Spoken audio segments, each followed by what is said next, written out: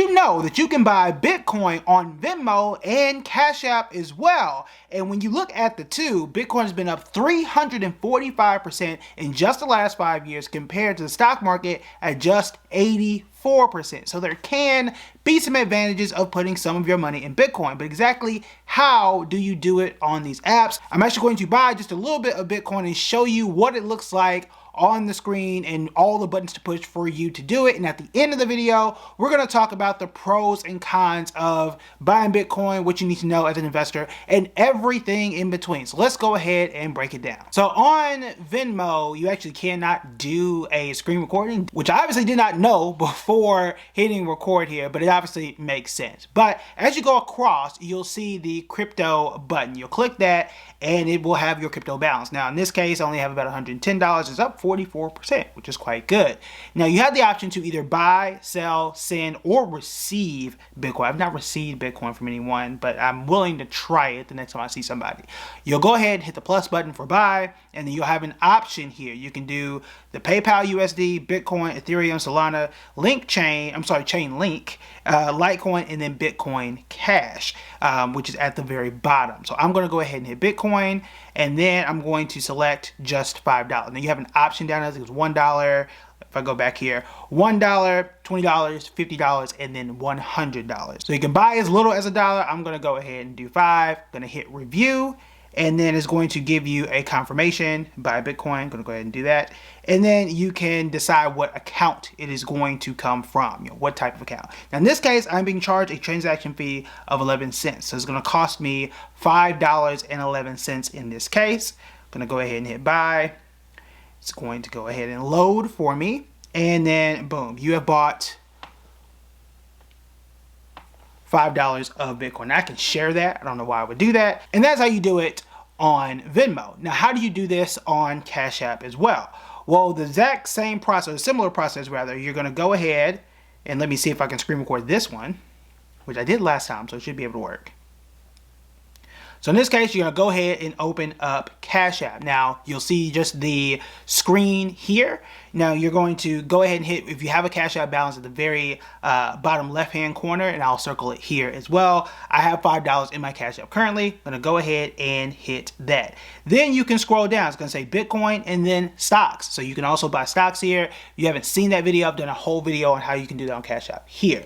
Now, once you hit that for Bitcoin, you can go down, you can buy, sell, and you can send or receive. That is what that up and down arrow is there. I'm going to go ahead and hit buy. I'm doing the exact same thing and buy $5 of Bitcoin here and hit next. It's going to do the whole Face ID thing and then go ahead and hit confirm.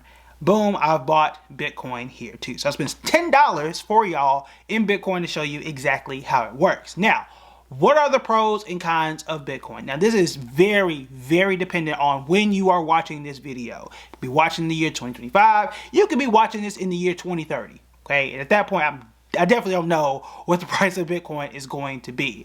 The main thing, number one, is this is a volatile asset. Okay, it's a volatile investment, if you want to call it an asset investment, whatever it is, term you want to use, but it can be volatile. For example, just in October, right, I'm doing this in December, in October of 2025, Bitcoin hit an all-time high of about $126,000.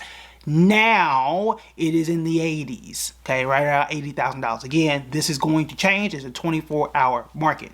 Number two, I think it is always important to place limits on anything that you are investing in. So for me, my goal is to just have 5% of my overall net worth in Bitcoin. I'm not trying to go beyond that because of this volatility.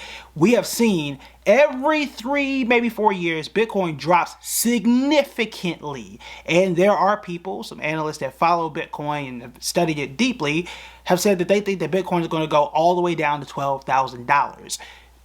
We'll see if that is going to be the case. We have also seen Bitcoin take off, right? There was a point where Bitcoin was just $3,000, and then there was a milestone when it hit 10, and it was obviously a milestone last year when it hit $100,000.